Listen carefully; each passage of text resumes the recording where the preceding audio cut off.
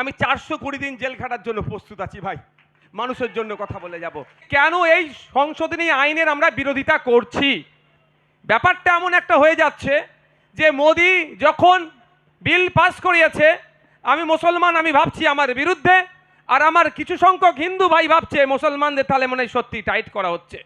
হ্যাঁ, অবশ্যই মুসলমানদের টাইট করতে গিয়ে সংবিধানের 14 নম্বর আর্টিকেল, 15 নম্বর, 25, 26, 29, 300 কর মতো আর্টিকেলগুলোর উপরে ডাইরেক্ট আঘাত করছে।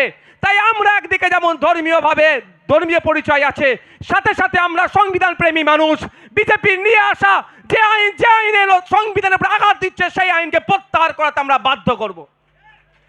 আমরা একদিকে মাঠে ময়দানে আন্দোলন করব, সভা সমিতি তৈরি করব, জনগণের মধ্যে সচেতনতা তৈরি করে এই আইনকে প্রত্যাহার করতে বাধ্য করব। অপরদিকে বিদেশের সর্বোচ্চ বিচার ব্যবস্থার কাছে আমরা আর্জি জানাবো, আমরা সুপ্রিম কোর্টে মামলা করব।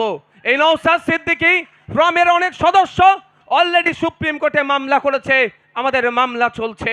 একদিকে যেমন আইনি লড়াই চলবে, অপরদিকে এই কলকাতাতে, এই ভাঙড়ে, এই ফুরফুরা শরীফে, এই বসিরহাটে, এই শমশেরগঞ্জে, এই ফারাক্কাতে, পশ্চিম বাংলার অলিতে গলিতে গণতান্ত্রিক প্রক্রিয়াতে ধর্মনিরপেক্ষ চরিত্র বজায় রেখে আন্দোলন চলবে।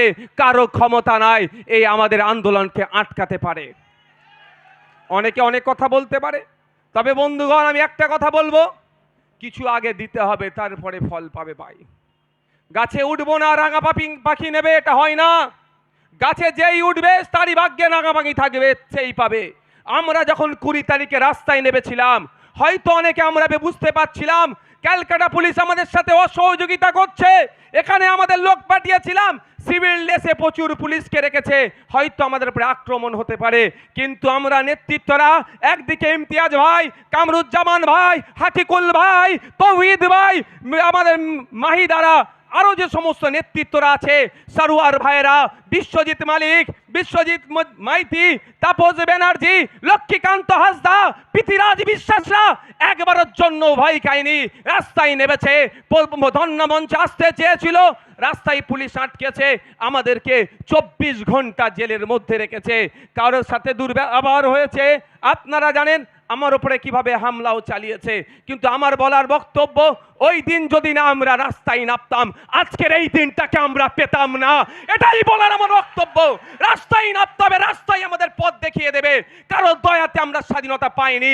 190 বছর ব্রিটিশদের বিরুদ্ধে বিনয় বাদল দীনেশ, আশফাক উল্লাহ, বিরসা মুন্ডা, ক্ষুদিরাম, ফুরফুরার পিরাউ আক্কার থেকে শুরু করে মাতঙ্গিনী হাজরা, শহীদ ক্ষুদিরাম বোস থেকে শুরু করে, গান্ধীবুড়ি থেকে শুরু করে, একে একে নেতাজি থেকে শুরু করে লাখো লাখো স্বাধীনতা সংগ্রামীরা রাস্তায় নেমেছিল বলে, আজকে ব্রিটিশদের বিরুদ্ধে লড়াই করেছিল বলে আমরা স্বাধীন দেশ পেয়েছি। আমরা সবাই জানি বিভিন্ন স্বাধীনতা সংগ্রামীদের। আমাকে জানেন তো 42 দিন জেলে রেখেছিল। আমি 420 দিন জেল খাটার জন্য প্রস্তুত আছি ভাই, মানুষের জন্য কথা বলে যাব। জেলে যখন ছিলাম আমি আমার দেশের বীর বাঙালি, বাংলা নিয়ে তো এখন অনেকের অসুবিধা হচ্ছে, কিন্তু এক বাঙালি স্বাধীনতা সংগ্রামীর নাম বলছি, শহীদ গোপীনাথ সাহা, যিনি 20 বছর বয়সের গণ্ডি পার করেনি। ভাবতে পেরেছেন? আমাদের বয়স তো 32 বছর, আমার থেকেও 12 বছরের ছোট। এই বলে না একটু বাচ্চা ছেলে অনেক কাজ করছে, আরে আমার পূর্বপুরুষদের স্বাধীনতা সংগ্রামের ইতিহাস দেখুন। কয়েকদিন আগে দেখছিলাম অসমের মুখ্যমন্ত্রী আমাদের মাহমুদ মাদানী সাহেব সম্পর্কে অবাঞ্ছিত মন্তব্য করেছে। আমি এখানে আইবির মাধ্যমে সেন্ট্রালের কাছে খবর পৌঁছাতে চাই যে মাহমুদ মাদানীর পূর্বপুরুষকে দেখুন। যেই সময় ব্রিটিশ পিরিয়ড ছিল, এই মাহমুদ মাদানীর পূর্বপুরুষ হোসেন আহমদ মাদানী সাহেব ব্রিটিশদের সরকারে চাকরি করাকে হারাম ঘোষণা করেছিল। সেই সময় এই ব্রিটিশদের পাচার ছিল এরা। এরা আমাদেরকে ভয় দেখাবে? মাত্র 20 বছরের বয়সের নিচে দেশের জন্য, ব্রিটিশ মুক্ত হওয়ার জন্য জীবন উৎসর্গ করেছে, ফাঁসির কাটে চলেছিল শহীদ গোপীনাথ সাহা। কোনো গুজরাটিকে এত অল্প বয়সে দেশের জন্য স্বাধীন হয়েছে, জীবন দিয়েছে? বা এখন বিজেপি তার মাদার অর্গানাইজেশন RSS এর এই ধরনের কোনো ইতিহাস দেখাতে পারবেন না। সুতরাং বন্ধুগণ, আমরা বলার বক্তব্য, 20 তারিখে নেমেছিলাম বলে আজকে এটা আমরা এত শান্তির সাথে করতে পারছি। 20 তারিখে আমরা 26 জন 96 জন গিয়েছিলাম।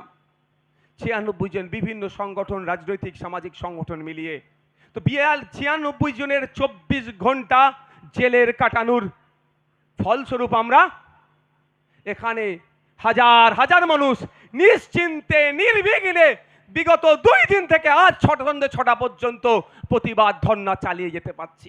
96 জনের তো আত্মত্যাগ ছিল। তো কোনো ভালো জিনিস সংগঠিত হতে গেলে ভাই কিছু ভাই আত্মত্যাগ করতে হবে। নওশাদ থেকে ঘুষি মেরেছে, পরের দিনে আসবো না এই করলে আর, তাহলে ওই ঘরে বসে মিডিয়ার সামনেই গল্প হবে, এর বাইরে আর কিচ্ছু হবে না। যেভাবে হয়ে যাচ্ছে রাস্তায় নামতে হবে, রাস্তায় পথ দেখাবে।